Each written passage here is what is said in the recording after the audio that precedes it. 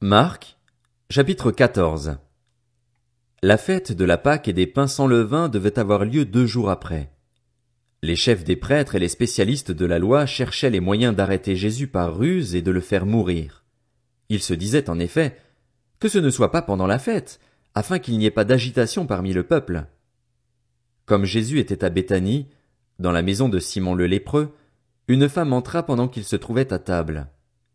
Elle tenait un vase qui contenait un parfum de nard pur très cher. Elle brisa le vase et versa le parfum sur la tête de Jésus. Quelques-uns exprimèrent leur indignation entre eux.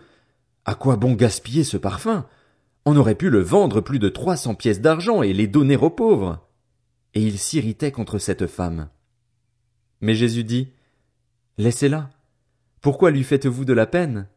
Elle a fait une bonne action envers moi. En effet, vous avez toujours les pauvres avec vous et vous pouvez leur faire du bien quand vous le voulez, mais vous ne m'aurez pas toujours.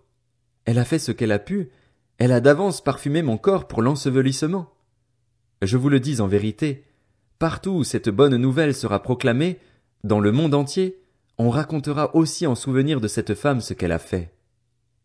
Judas l'Iscariote, l'un des 12, alla vers les chefs des prêtres afin de leur livrer Jésus. Ils se réjouirent en l'entendant et promirent de lui donner de l'argent. Quant à Judas, il se mit à chercher une occasion favorable pour le trahir. Le premier jour des pains sans levain, où l'on sacrifiait l'agneau pascal, les disciples de Jésus lui dirent, « Où veux-tu que nous allions te préparer le repas de la Pâque ?» Il envoya 2 de ses disciples et leur dit, « Allez à la ville, vous rencontrerez un homme qui porte une cruche d'eau. Suivez-le. Là où il entrera, dites au propriétaire de la maison, « Le maître dit, où est la salle où je mangerai la Pâque avec mes disciples? Alors il vous montrera une grande chambre à l'étage, aménagée et toute prête.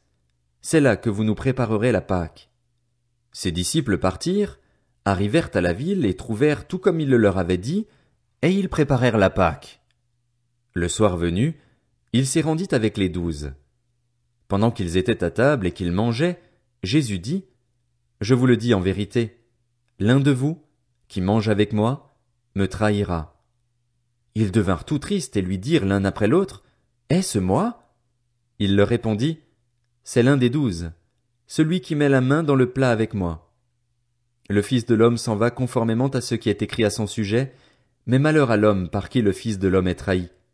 Mieux vaudrait pour cet homme qu'il ne soit pas né. » Pendant qu'ils mangeaient, Jésus prit du pain et, après avoir prononcé la prière de bénédiction, il le rompit et le leur donna en disant, « Prenez, mangez, ceci est mon corps. » Il prit ensuite une coupe et, après avoir remercié Dieu, il la leur donna et ils en burent tous. Il leur dit, « Ceci est mon sang, le sang de la nouvelle alliance, qui est versé pour beaucoup. Je vous le dis en vérité, je ne boirai plus jamais du fruit de la vigne, jusqu'au jour où je le boirai nouveau dans le royaume de Dieu. » Après avoir chanté les psaumes, ils se rendirent au mont des Oliviers.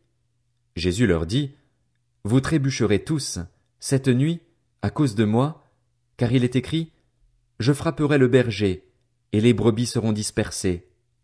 Mais, après ma résurrection, je vous précéderai en Galilée. » Pierre lui dit, « Même si tous trébuchent, ce ne sera pas mon cas. » Jésus lui dit, « Je te le dis en vérité, aujourd'hui, cette nuit même, avant que le coq chante 2 fois, toi, tu me renieras 3 fois. » Mais Pierre reprit plus fortement, « Même s'il me faut mourir avec toi, je ne te renierai pas. » Et tous dirent la même chose.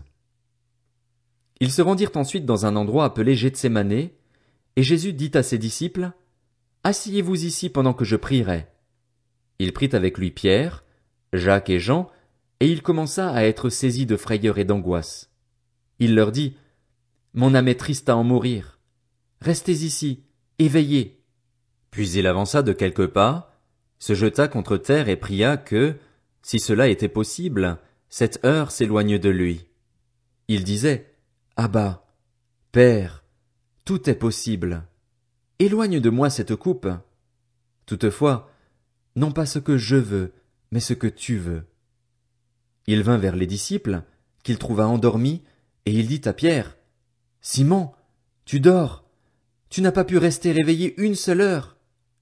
Restez vigilants et priez pour ne pas céder à la tentation. L'esprit est bien disposé, mais par nature l'homme est faible. » Il s'éloigna de nouveau et fit la même prière. Il revint et les trouva encore endormis, car ils avaient les paupières lourdes. Ils ne surent que lui répondre. Il revint pour la 3e fois et leur dit: « Vous dormez maintenant et vous vous reposez. C'est assez. L'heure est venue. Voici que le Fils de l'homme est livré entre les mains des pécheurs. Levez-vous, allons-y. Celui qui me trahit s'approche. » Il parlait encore quand soudain arriva Judas, l'un des 12, avec une foule armée d'épées et de bâtons envoyés par les chefs des prêtres, par les spécialistes de la loi et par les anciens.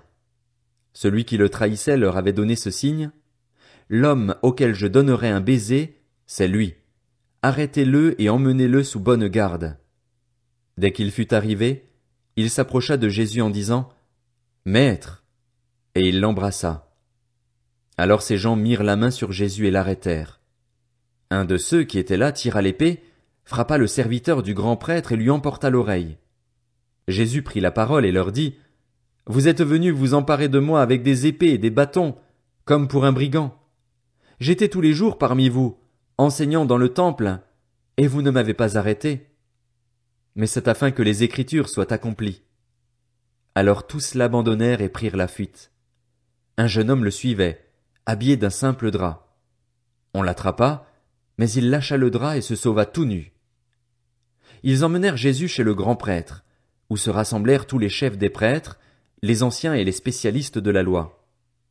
Pierre le suivit de loin jusqu'à l'intérieur de la cour du grand prêtre. Il s'assit avec les serviteurs et il se chauffait près du feu. Les chefs des prêtres et tout le Sanhédrin cherchaient un témoignage contre Jésus pour le faire mourir, et ils n'en trouvaient pas.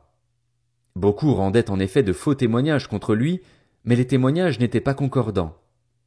Quelques-uns se levèrent et portèrent un faux témoignage contre lui en disant: « Nous l'avons entendu dire: je détruirai ce temple fait par la main de l'homme, et en 3 jours j'en construirai un autre qui ne sera pas fait de main d'homme. » Même sur ce point-là, leur témoignage ne concordait pas.